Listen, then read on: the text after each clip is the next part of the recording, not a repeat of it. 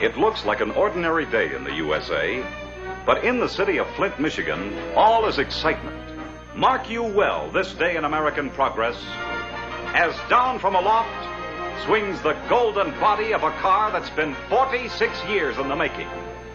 A car that marks a proud feat of the teamwork of American productive achievement, unmatched anywhere at any time. The manufacture by the people of one company of 50 million motor cars.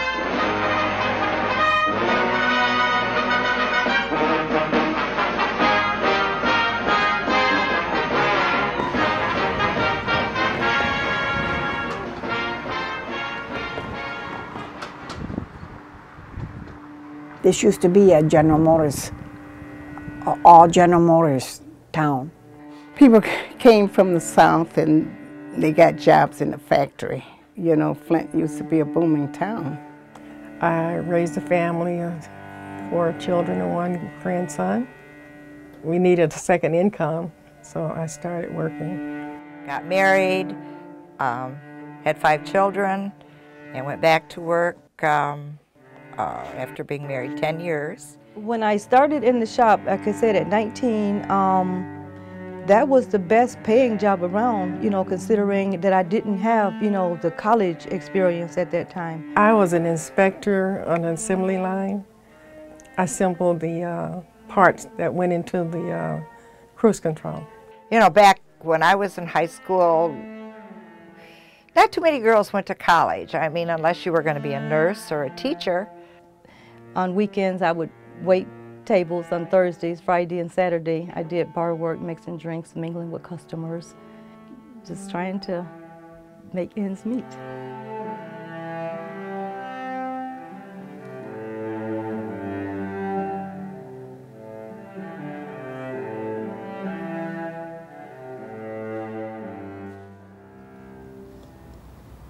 The work presented here today, Untitled Women's Work, is dance-based research into the lived experience of 8 senior women living, working, and retiring in the Flint and Detroit areas.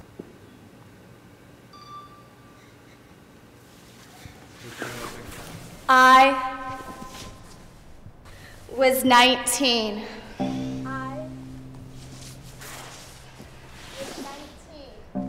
I had some schooling. There was times, was 19. I wished I wasn't working. That was the best job around. I didn't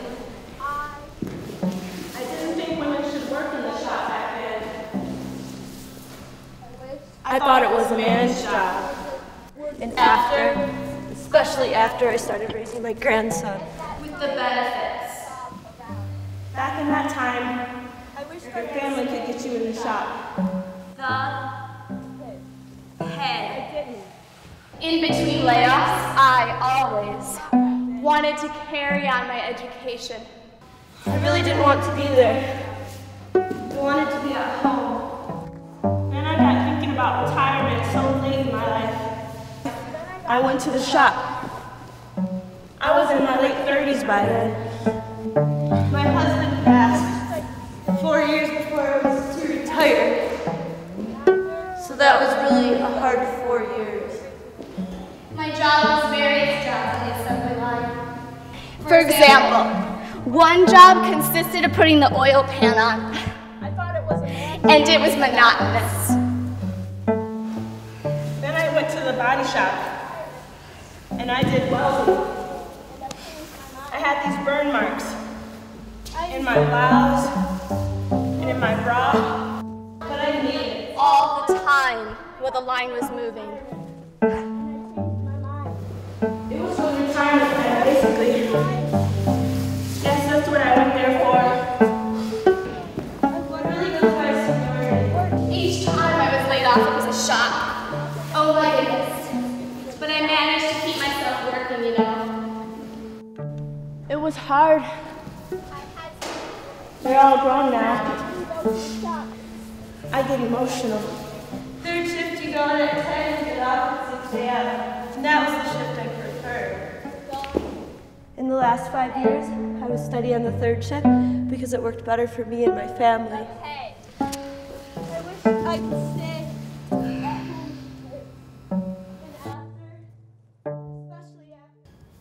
Experience is written on our bodies. As we researched, listened to the voices, our personal experiences made us notice themes in the women's stories. The worker, self, attempts to engage with the work institution in terms of her larger life. The work institution engages in terms of its economic goals.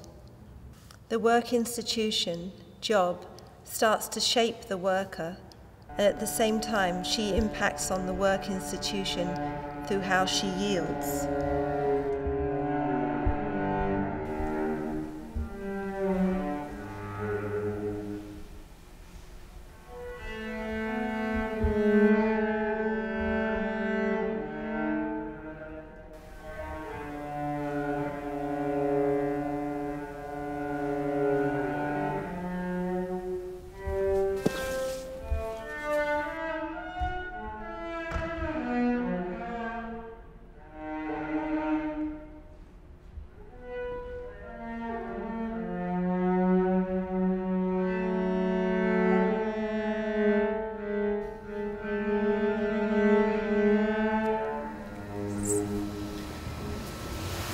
But established a relationship was important. What happens if the individual does not feel she has any meaningful relationship with her work?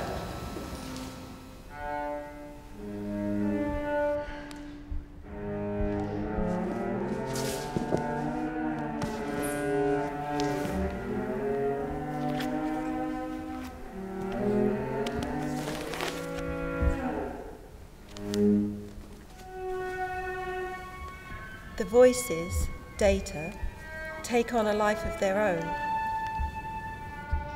More than words.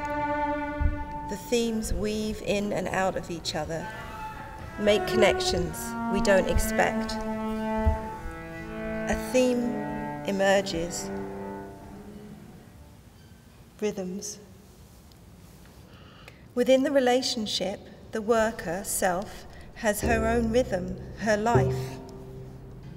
There seems to be a power structure where the better the job, the more able she is to be in her own rhythm. Maintaining her rhythm is part of what motivates her, keeps her going, while work becomes an obstacle to her sustaining her rhythm.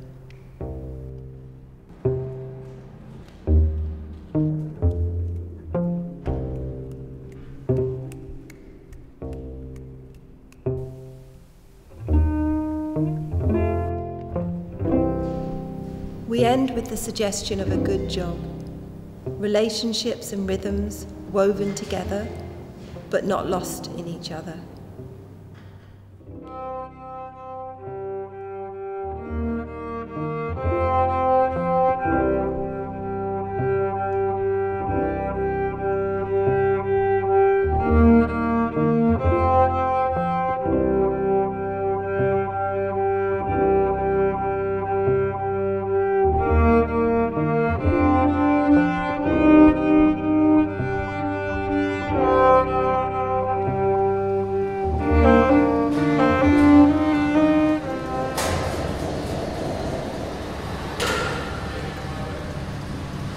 It wasn't hard to retire because I was ready to retire and be home. I had a lot of things to do, you know, like enjoy the grandbabies, and I like traveling. I didn't travel often, but when I got a chance, I did.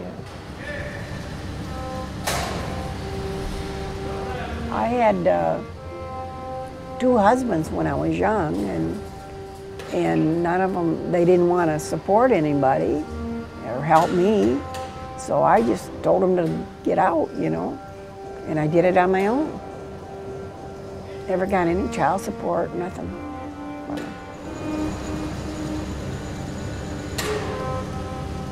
When I left, I was told by the employees that were still there, a lot of the guys, that it took two people to do the same job that I did. So that made me feel good.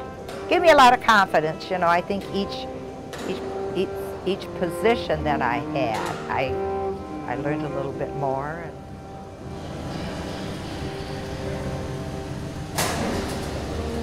It becomes like family, you know, and then when you leave, it's like, you know, I've worked with so many people over the years, and lots of good people. Some I'd like to see again, some I wouldn't, but most of them are good people.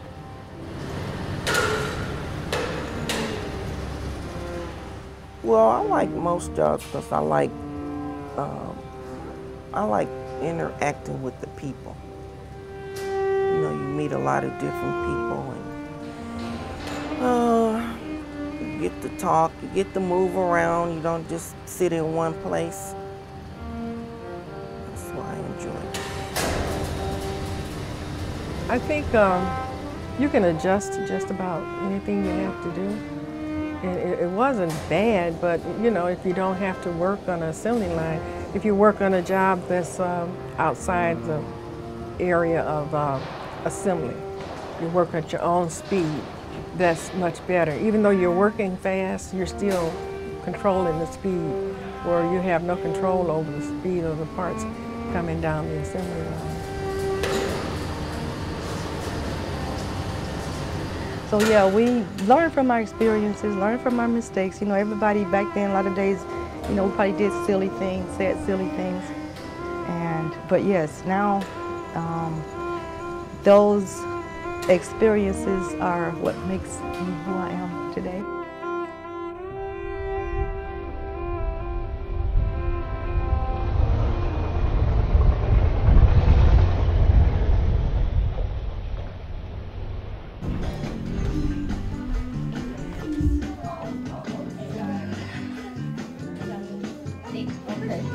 Oh, more job.